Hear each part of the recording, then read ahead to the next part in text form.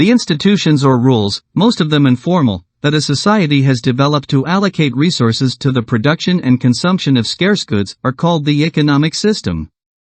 These rules are mostly of informal nature. Their adoption is not the result of some political and democratic mechanism that, at a particular moment, took the decision to organize this issue, but rather, it's the historical configuration of relations that individuals and their collectivities have been adopting to produce wealth.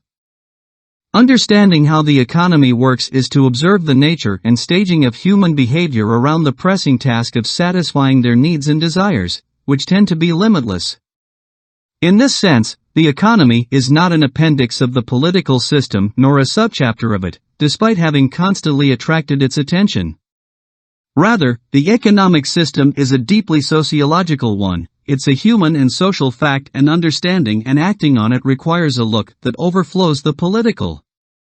From the first economists to the present, both the sociological research of human and social behavior around production and consumption, and the political economy debate on the role that the government has in this issue, have been shaping the modern economic system, which is a mixture of decentralized human decisions, with greater or lesser rationality, and a set of economic policies that incentivize or force these actors to assume certain behaviors to maximize the performance of the economy.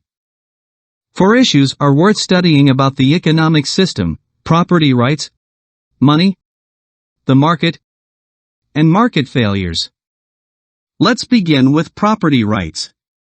A valid question from this analysis is whether the rules or institutions should allow for the appropriation of things, that is, there is a right to own property.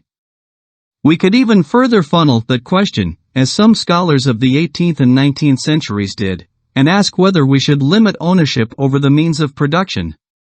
And this is a difficult question to answer.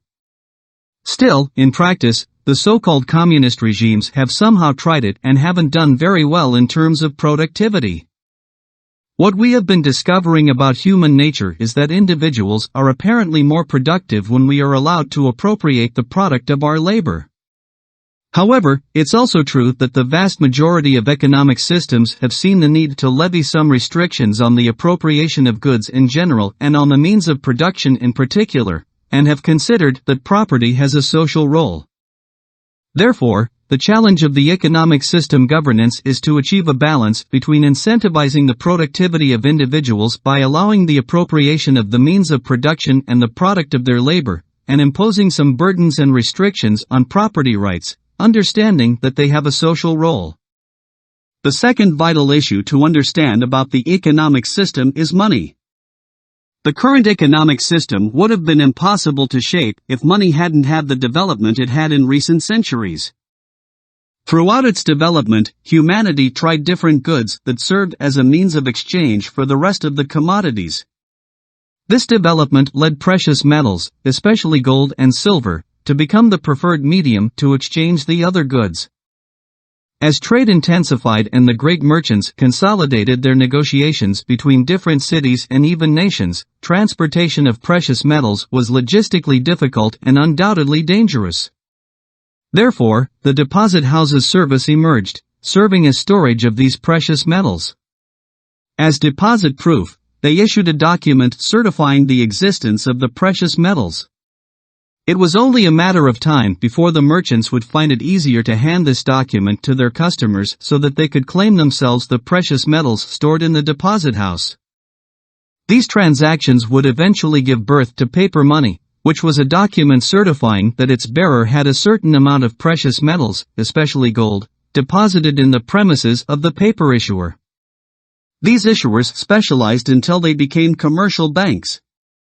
Later, the establishment of central banks in much of the world allowed what became known as the gold standard to be consolidated during the 19th century. According to this monetary system, central banks should be able to convert into grams of gold any banknote or paper money that was presented to them. Governments have also used another monetary system which began in China in the 11th century, fiat money. This means that paper money was issued under the widespread confidence that its issuer would back its value, which in many cases hardly happened.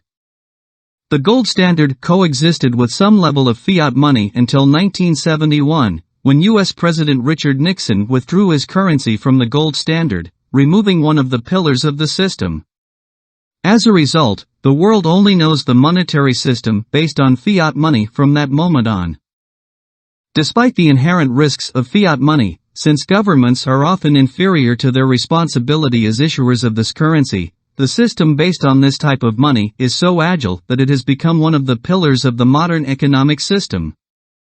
Modern currencies are strong if, at least, they are widely accepted within its respective territory, and they can maintain their value. The third element to understand about the economic system is the market. Throughout their economic history, societies have precisely discovered that individuals are more productive when they specialize in the production of something. But that has also meant that the need for exchange has dramatically increased. In the dynamics of this exchange, money has played a fundamental role. In this exchange process, the human condition intervenes to determine how that exchange occurs. Economists have studied how this human condition works and have proposed two rules or laws that explain it: the law of demand and the law of supply. According to the law of demand, our human condition leads us to prefer buying and consuming more of one good or service, the cheaper the price. Likewise, according to the law of supply, we will choose to produce and sell more of a good or service the higher its price. This is simply part of our rationality as human beings. And based on these two simple rules, individuals in the market, in an imaginary or real space of exchange, make individually and decentralized decisions about the consumption and production of things without a third party intervening. The fourth and last relevant topic of the economic system are the market failures. Although the decentralized actions of individuals who exchange in the market produce excellent production and consumption decisions, this doesn't mean that they are infallible. Economists have analyzed the circumstances under which decentralized production and consumption decisions don't produce the best possible results. These circumstances are known as market failures. Let's look at four of them. The first is market power, which is when a few consumers or a few producers, even a single consumer or a single producer, can set the price in the market, creating, for instance, monopolies. In these cases, it's advisable for the government to intervene. The second market failure is called public goods. It may be a bit complex to understand, but anyone interested in building prosperity should have some clarity about this phenomenon. Certain goods or services need at least one of two main conditions that characterize public goods and make the performance of the markets where they are traded inefficient. These conditions are non-rivalry and non-exclusion. Non-rivalry implies that the consumption of the good or service by one person doesn't affect the consumption of others. Non-exclusion is that the consumption of someone's good or service doesn't exclude others from its consumption. The best way to understand this idea of public goods is to look at the example that practically every text of public economics brings us, which is the case of security.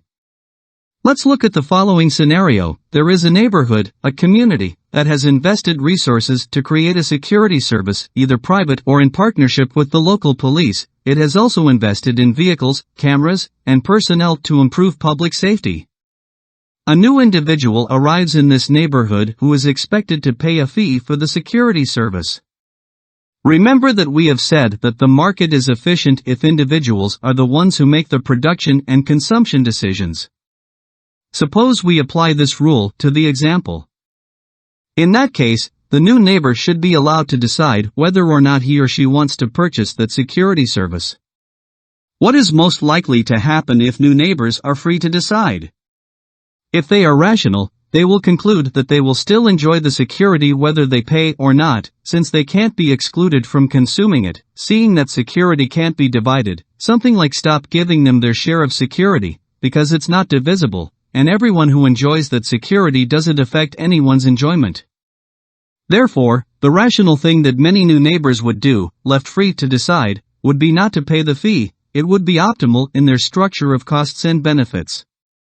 In these situations, the government should act and give the power to the neighbors to collect the fee. The third market failure is externalities, which occurs when a production process doesn't assume the entire costs of producing the good or service. The most interesting cases of this failure are environmental. And the fourth flaw is asymmetric information. For now, let's limit our explanation to an example from the Nobel Prize in Economics George Akerlof. It's the case of lemon cars, which is the nickname given to used cars in poor condition in the United States. His thesis is that there is inefficiency in markets where the information handled by buyers and sellers is different enough to affect the price of the good or even the transaction itself. This is very easy to see in this example of used cars. Since the seller of the car really knows all the ins and outs of his vehicle, he will retain all the information that doesn't suit him to get a good price. It's a fundamental part of the toolbox of good governance of the economic system, the identification and action on markets with asymmetric information. In the governance book, you can find a little more detail in the explanation of market failures, so we suggest you take a look.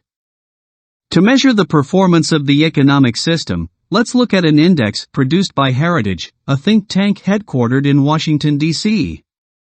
For Heritage, economic freedom is the fundamental right of every human to control his or her labor and property.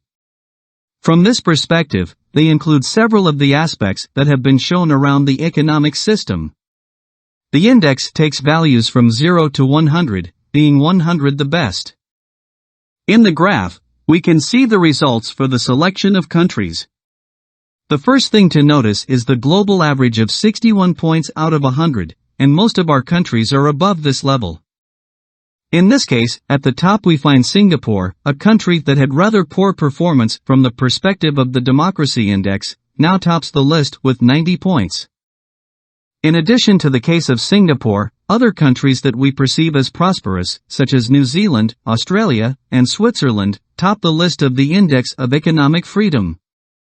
The United States is doing well, 75 points out of 100, but it's far from being at the top of the economic freedom ranking.